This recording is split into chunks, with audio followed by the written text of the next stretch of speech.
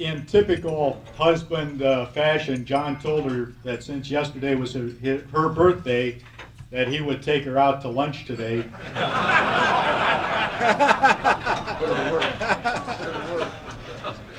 And he said it would be someplace that she would be outstanding. And she is out and she will be standing. Bobby and her family go back a considerable time with Coach Bruce. And as a matter of fact, her father is here today taping this performance, so going to keep up on the whole thing. Bobby was Coach Bruce's student secretary back when she was in high school. Was high school, wasn't it? Mm-hmm. And I can attest to the fact that secretaries run the schools.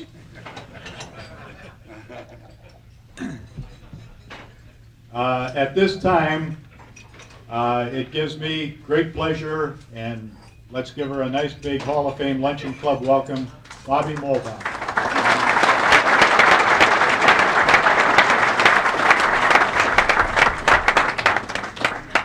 Thank you. I graduated from Washington High School in 1965.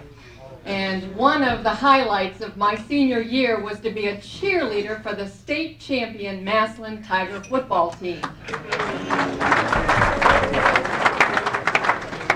My boyfriend was the center and the captain of that team, John Mulbach, and I was the secretary for the athletic department. So my boss and his coach was Earle Bruce. And to keep it in the family, my father, Dr. Immel, was on the selection committee who hired Coach Bruce.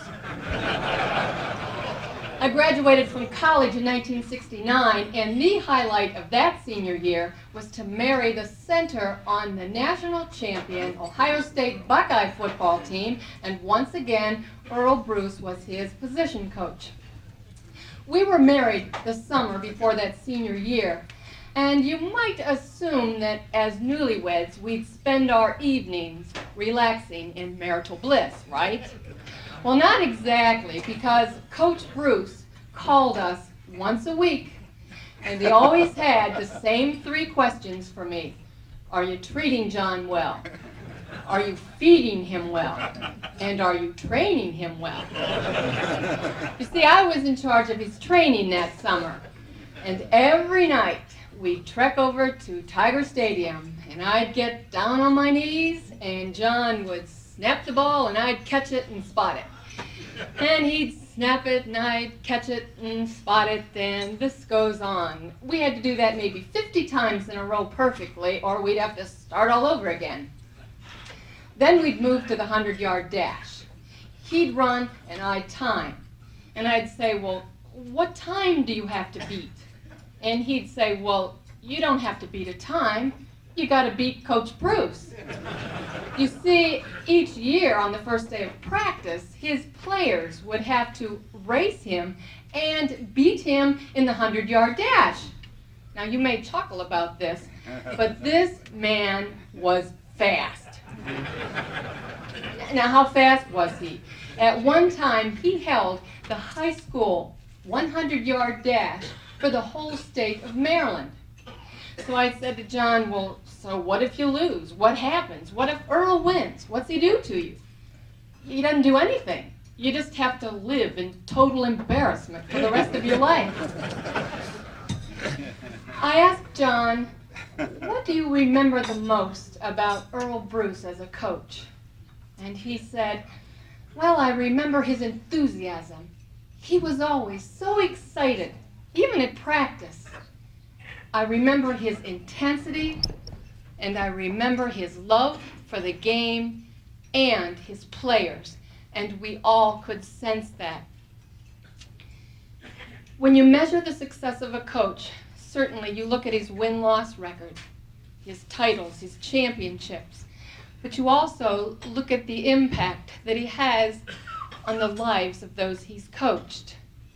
Earle Bruce has been successful because of the positive influence that he's had on so many of us.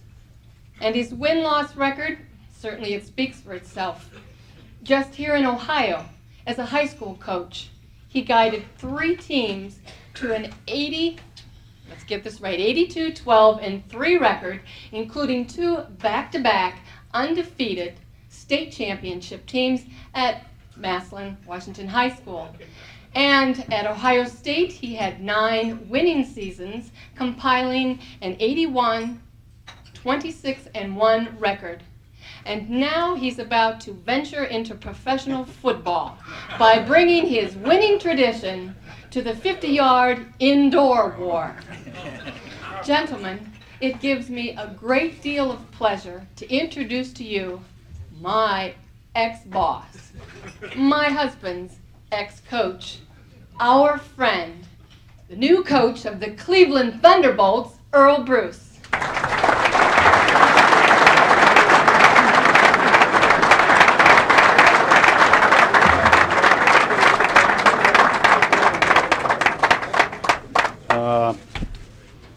It's always nice to come to Massillon and Canton.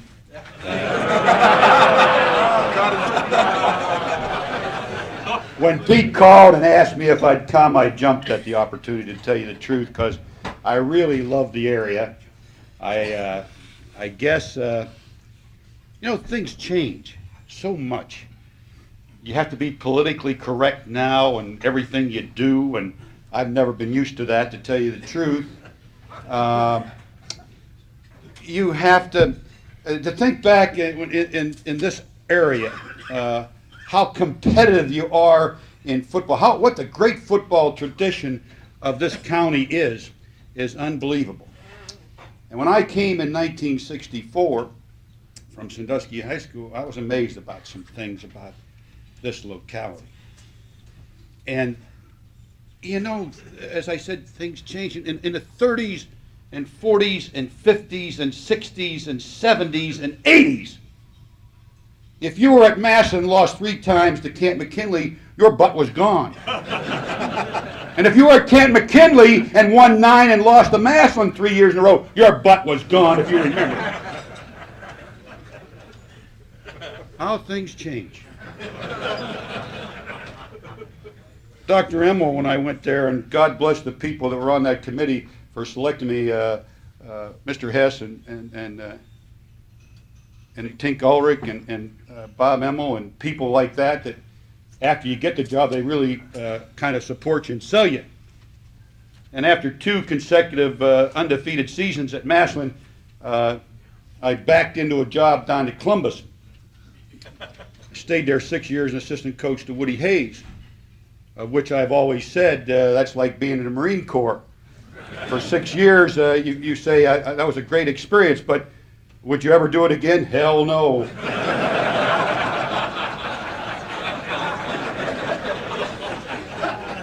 But Dr. Immel, after I took the job, he called me in. I always tell this story. He says, you don't really know the true Massillon people because you've never lost here.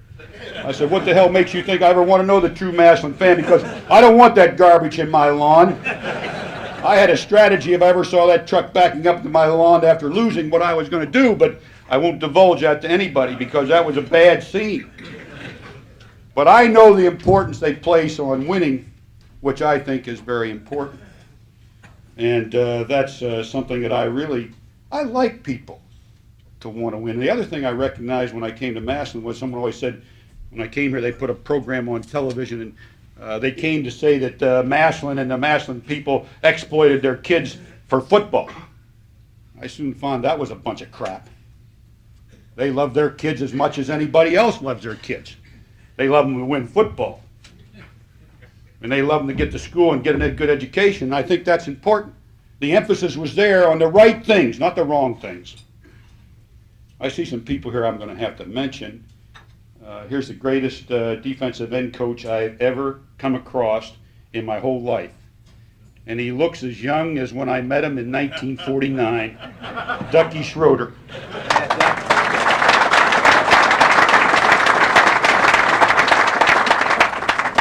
When we used to go to the clinics every Saturday and we used to drive out in the station wagon, I tell you what, my sides hurt after being with Ducky all weekend and laughing at all the jokes came coming out. Boy, I tell you what, amazing. Beside him is a guy that was a basketball coach, and if you're the football coach, you're always afraid of the basketball coach a little bit because there might be too much emphasis on basketball. Well, I always tell Nick this, and I don't mean this as a degrading thing, but I think he's a better football coach than he was a basketball coach. Because he did the job at linebacker and offensive guards. I mean, he's a tremendous football coach, tremendous person. Nick Verosis. Very quickly, Augie Morningstar's back there, and he's got a hell of a record at Massillon too. 5-0-5 isn't all bad, goddammit. That's undefeated. That's something. Augie, I appreciate your efforts for everything through my life. Dave Putz, my card-playing friend, we used to play poker in the basement of a house on about every, what was it, Thursday nights or something. We met and played, had a nice game, friendly game most of the time. And then the guy that I really respect, because Luther Emery, you don't know this story, but the first game I played here was against Cleveland East High School. And with 1minute and 50-some seconds to go, the score was 0-0. I turned to Ducky and I said, Ducky, this is going to be the shortest career anybody's ever had at Massillon. He said to me, he looked at me and he said, the game's not over. In that last 1minute and 58 seconds, we scored 2 touchdowns and 2 extra points to win that game, I think 16-0, if I'm not mistaken. But you should have gone to the Booster Club meeting the next week on Monday. There were 650 guys there. And I'll never forget it as long as I live. A little hostility I felt, you know. I mean, there's 3 guys back there that's picking on me like you can't believe. And I thought it would be, we didn't score, we didn't look good offensively. I thought defensively we were really playing well. Running the ball, hitting people, they had a back by the name of Pledger. Boy, he was a good one. And he was controlling the ball. 3 yards, 3 yards, 2 yards, 3 yards. But they never got it near the end zone, but they kept the ball away from us. And we get the ball and we sputtered, and we had 6 guys on the bench. One that scored the winning touchdown was in jail the week before against Niles McKinley. He scored the winning touchdown. The other guy that scored the other touchdown that helped beat Niles in the Rubber Bowl was in Washington, D.C. He had run away because he had so much problems, home problems. In fact, I went to see him because he wasn't in practice. He jumped out a 2-story window, so I knew he was a damn good athlete, and we had to have him. But anyhow, in that ball game, we didn't look too good, and these 3 guys were out there, and they were really after me, and I didn't really, the first time I'd ever handled anything like this, and I was green. But I could tell they were a little hostile the way they said things, and they said, put their hand up, and they said, defense looks like crap. I said, no, I don't think so. They said, how do you teach tackling? Well, I've learned a technique from very simple. If a guy says, how do you do this? The best way to get him to do it, you throw it back at him. I said, well, how would you teach tackling? He said, mark my words, this is his words. He said, well, we go in low around the knees. We hit our head here and roll and spin. I looked at him. I knew where he came from. I knew where he played football. Because I said, you know what? I'd like to play every team you coach. Because we'll run for more touchdowns against you than anybody's ever run. He didn't like that answer. And I backed it up with, I'm going to tell you how we teach tackling. So you get it straight. The first guy in there takes that Riddell helmet and puts it right on the ball. So it hits his forearm right here, kind of freezes it, loosens it up, and then another guy comes in with that helmet and pounds him right here. Another guy hits him right here. Another guy hits him here, and we keep him up, and we got 11 guys on him and throw him down so that he doesn't want to carry the ball anymore. That's how we teach tackling. I was a little upset to think that we won the football game and someone was critical of the coach. But as I walked out, Luther Emery grabbed me. I'll never forget what he said to me. He said, your job, Earl Bruce, is if someone asks a question about the game of football, to answer it to your best ability. And there'll be 650 people listening to you. Oh, I want to tell you something. When I said what I just said about tackling, 650 people, less 3, stood up and applauded. You understand? They knew what was going on. But when I walked out, he says, when you answer those questions, you won't have any problem around here. You'll be here a long time. And you tell them about football, because when there's 650, there's a little excitement about the game. If there's only 100, you're gone. He said, now I'm going to take you over where the board of directors are of the Booster Club, and they're the people that'll throw you in or out. So I went over. And to my surprise, I've been members of a lot of Boosters Club, but I never saw the top businessmen, the top lawyers, the top dentists, the top doctors, and everybody in that room.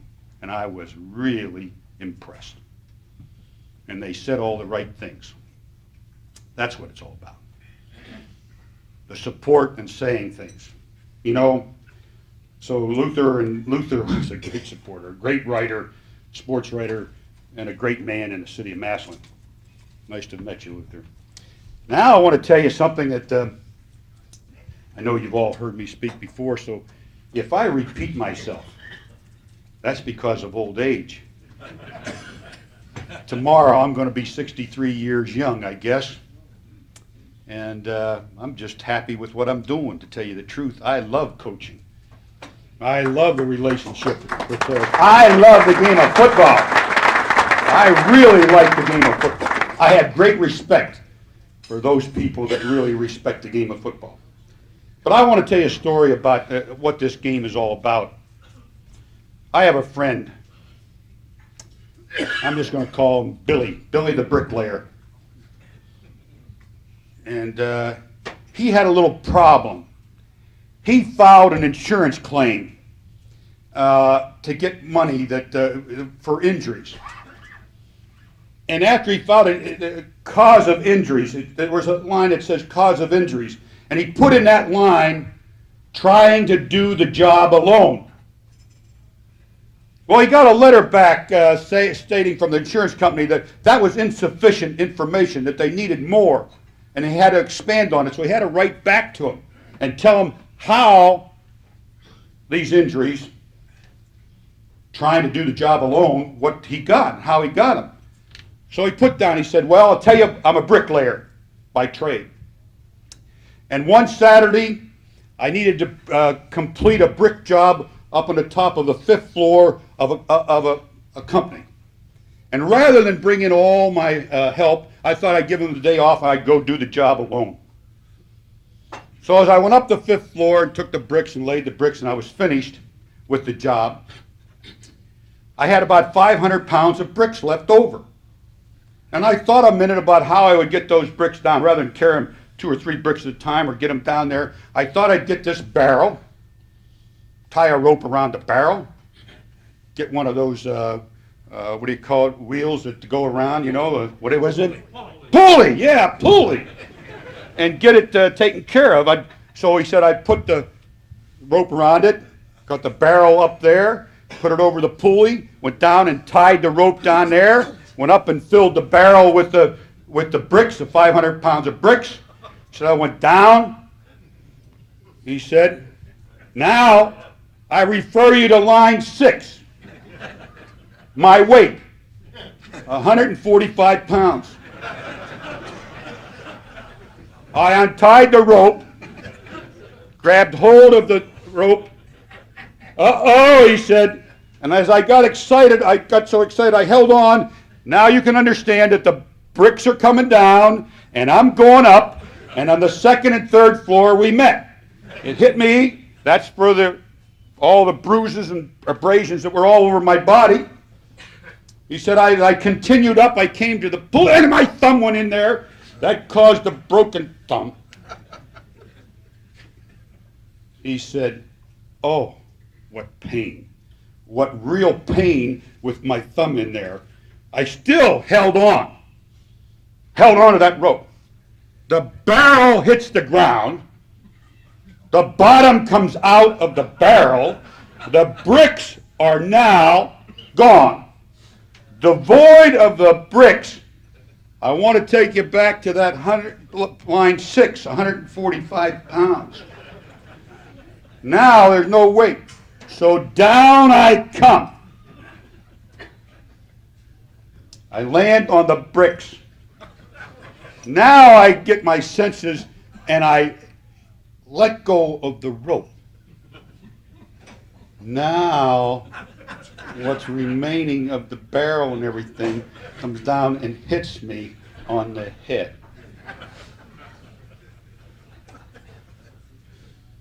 I am no longer going to try to do anything alone, by myself, without help.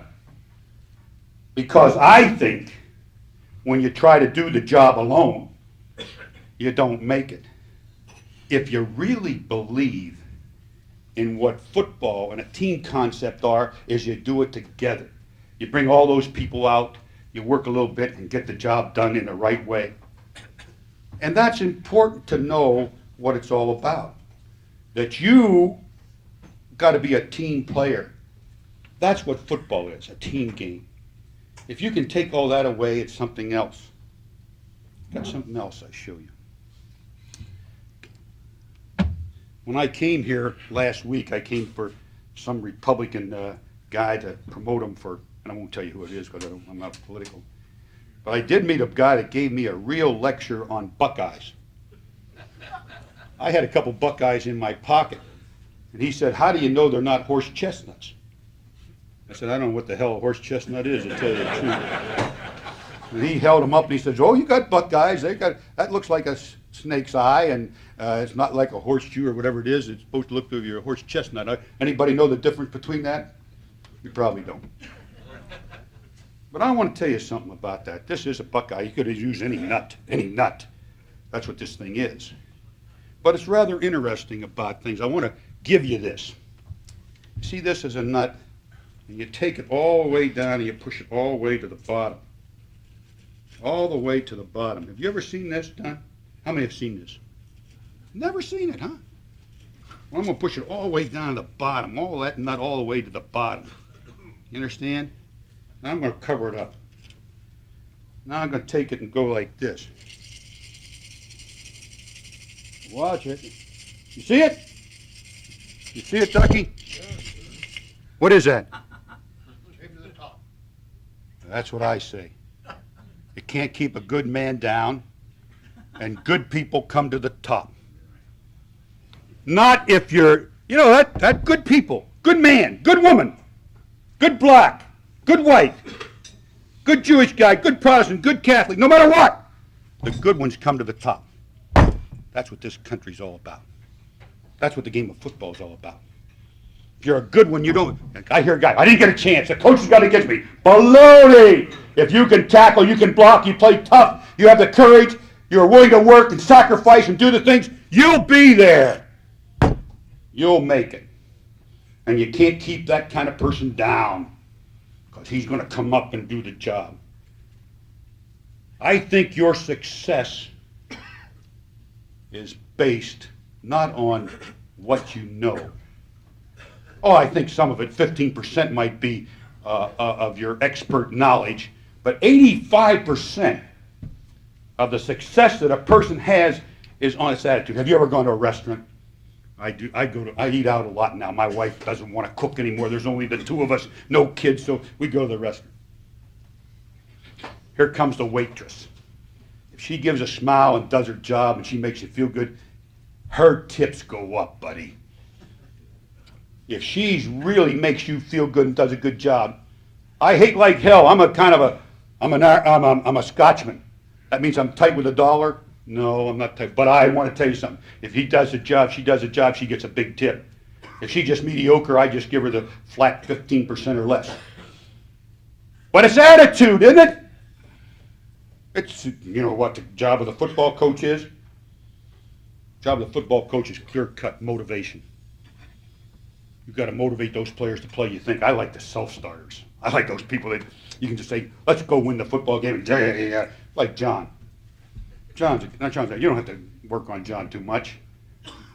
Not as much as anybody else. He's going to play and perform because he's a competitor. He has pride in what he does.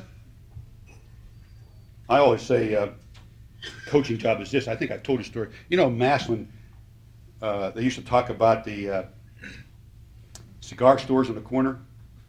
Luther, am I right? Cigar stores where they used to bet the games and do the things and everything, you know, and then when the Republic Steel and everything was going, that's tough. With the bars open on Saturday night, the Tiger Lounge, I used to have to tell our players where not to go. And I said, hey, wait. Tough community, but good people. And here we are. 2 guys at the bar. The bar is closing in Massillon, Ohio. About 12 o'clock, guy says he's had enough. He's going home. He's going home. So he's home. Oh, no, he's not home. He's going up the street to go home. And he decides to take the shortcut through the cemetery. And as he walks through the cemetery, you know, they dig those graves. And here's an open grave. And it's not too bad if it's 6 foot deep and 3 foot wide, but when they bury a city official in Massillon, it's always 2 feet deeper.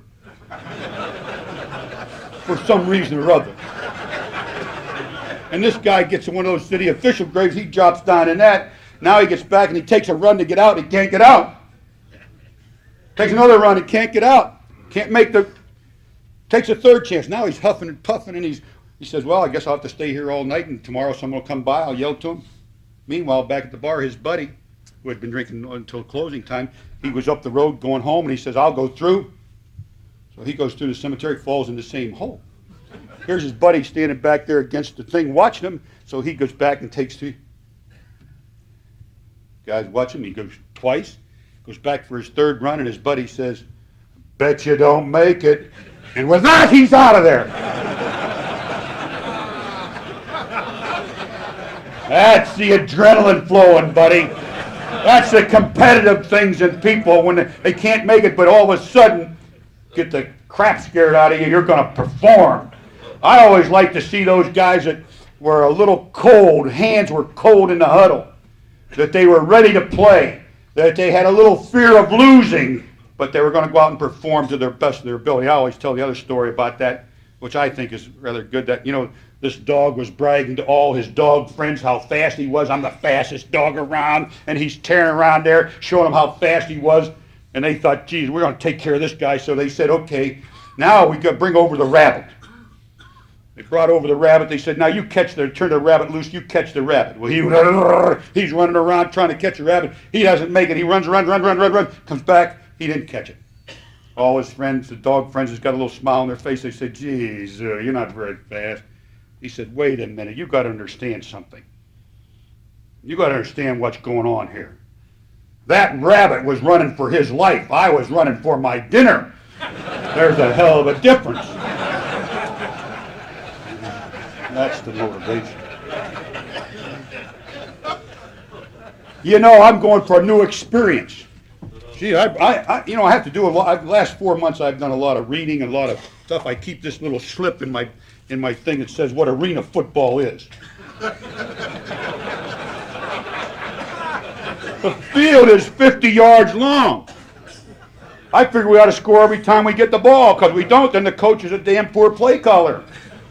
28 yards wide. I saw some great hitting. They don't have it. Oh, I tell you this. Since I've become the head coach, I've got 5 letters saying, I'd like to come up and be your punter. There's no punting in arena football. There's no punting. There's field goals, extra points, kickoffs, but there's no punting. Unbelievable. Crossbar's only 9 feet wide. But when you talk about arena football, I'm going to read you something. And I'll tell you what, I'll make it a challenge. The first guy that puts up his hand that tells me who said this, I'll give $1 to. That's the most I can afford. Ducky, you're excluded from this because you're too old. He probably went to school with this guy. The credit belongs to the man who is actually in the arena, whose face is marred by dirt, sweat, and blood, who strives valiantly, who errs and comes up short again, who knows the great enthusiasm, the great devotions, and spends himself in the worthy cause, who at the best knows the triumph of high achievement, and who at worst, if he fails, at least fails while daring greatly, so that his place shall never be with those cold and timid souls who know neither victory nor defeat. Who said it?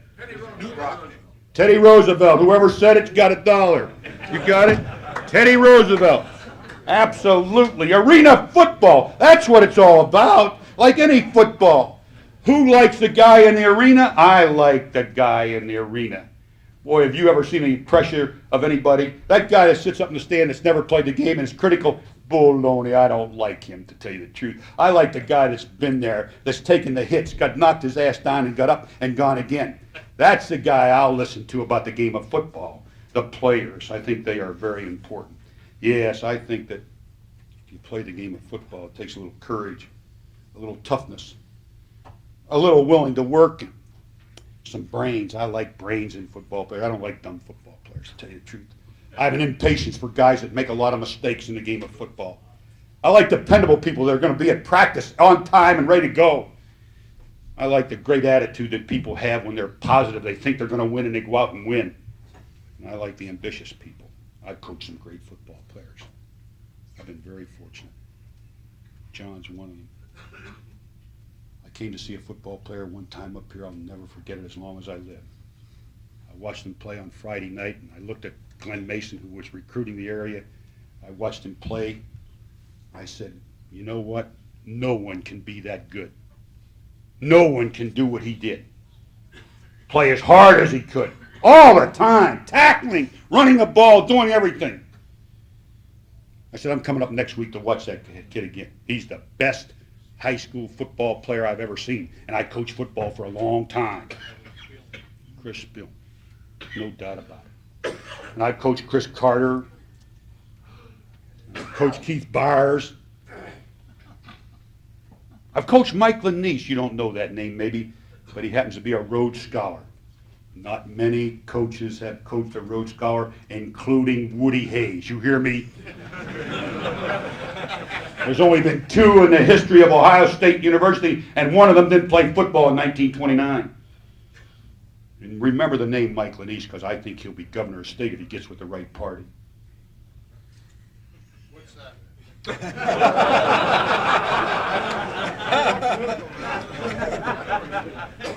I've coached doctors and lawyers, great businessmen. And I think that's the epitome of what I've been associated with some great coaches. And when I was here as a coach, when we played Camp McKinley, we had a great pep rally. And I've never seen a game between 2 high schools which was such enthusiasm, such unbelievable pressure. You know, we were behind 14-0 both games at halftime and came back and won them. How many remember that? Some of you forget.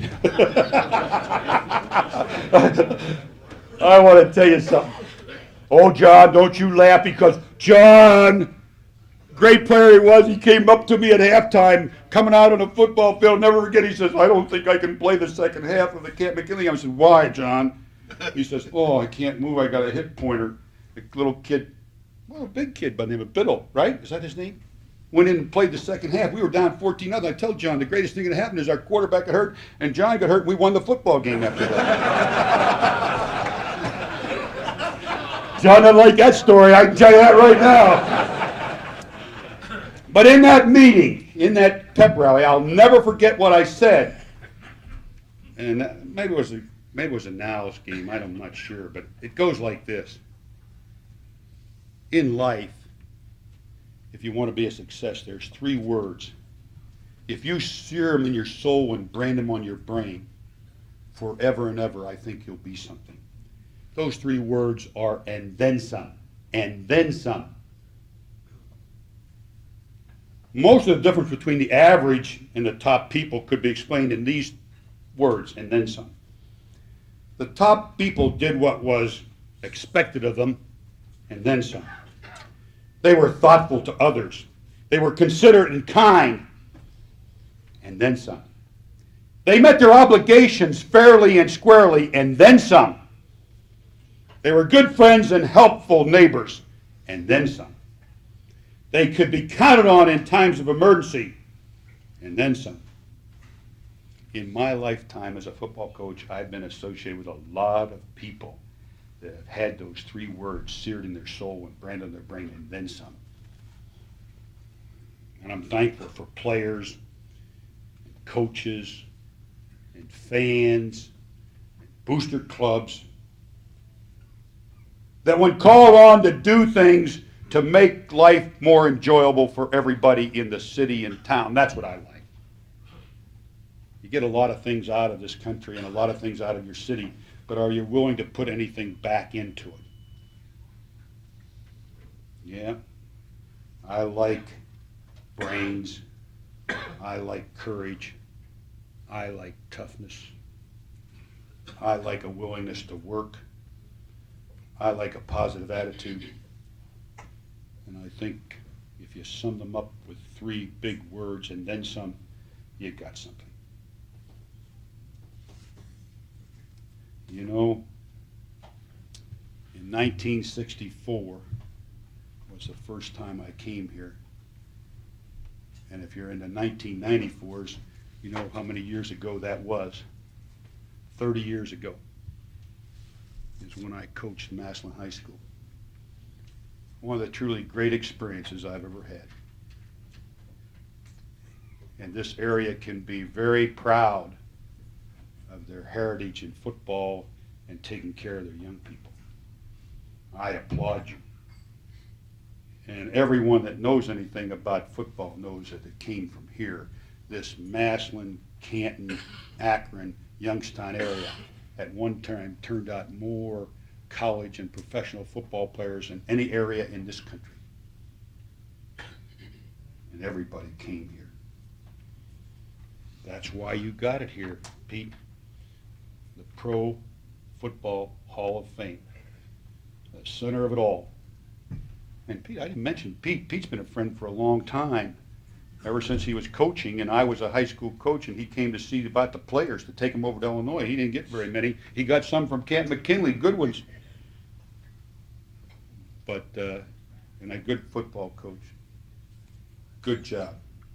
Thanks for having me. I really enjoyed it. Good luck to you all.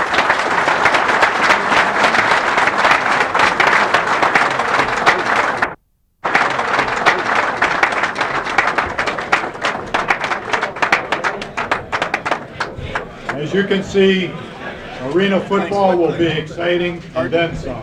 Thanks again, Coach.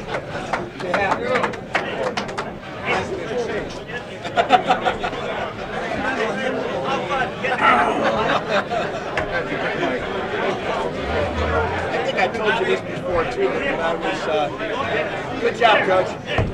Hey, tell Gert I said hello. Yeah. Hey, you got to come up to a game, you and Gert. I'm going to get you up there. I'm getting you up there. Don't you worry about that.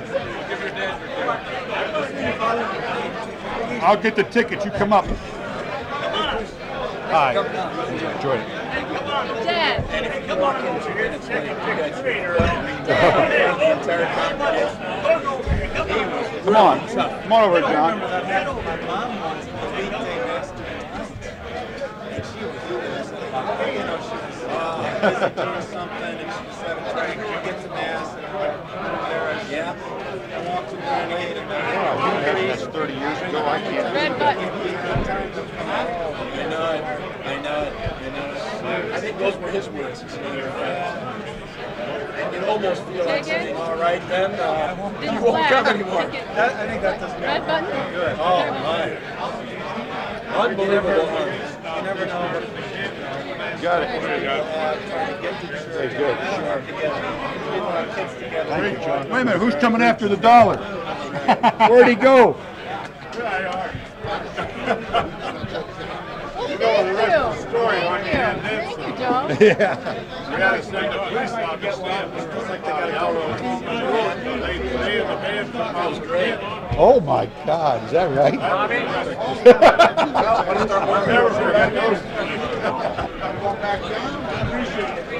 Hey, Augie, I appreciated the note from your wife. Very nice. You tell her I thank you. Hey, Luther, how you doing? Oh, you didn't get one? That's where it happened, right?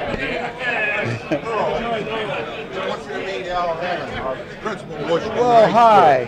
You got a nice high school, buddy. You can be proud of that. That's great. Oh, yeah. Well, that's great. That's great. Great. 5 years. Oh, that's great. Is Al still the superintendent? Yeah, he's Vegas. He's in Vegas. He's in Vegas. Hey, how you doing? How you doing? You look good. Did you? Gump, you mean? Is he back? Good man. Hey, how you doing, buddy? Good to see you.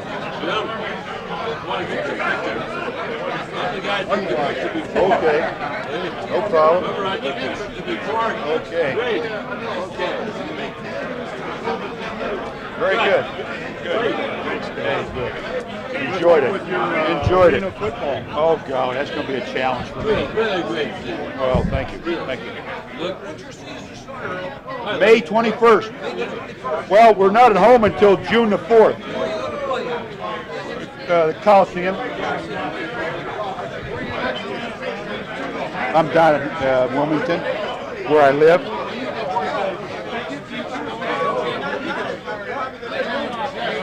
Oh, is that right? No, I'm in Wilmington, North Carolina next week.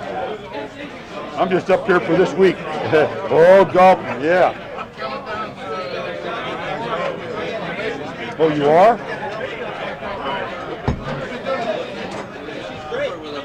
You go with a bad month. Oh, is that right?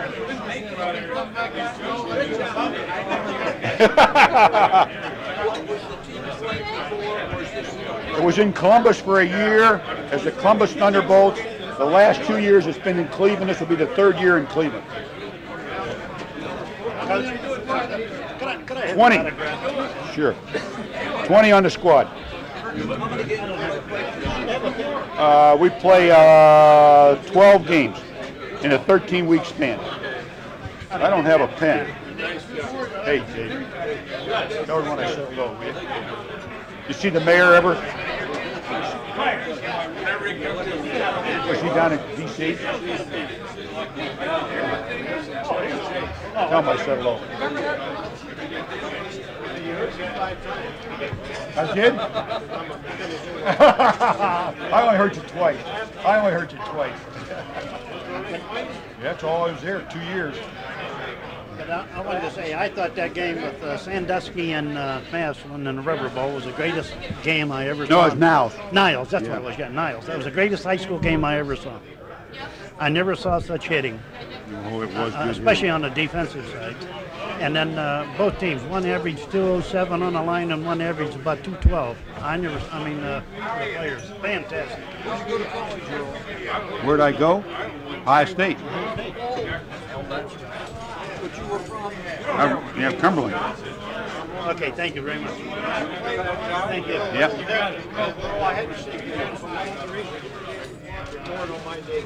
What's that? Was that right? March 8th? That's great. That was a good day. Happy birthday. Okay. Earle, happy birthday. Hey, thanks a lot. Thanks for coming.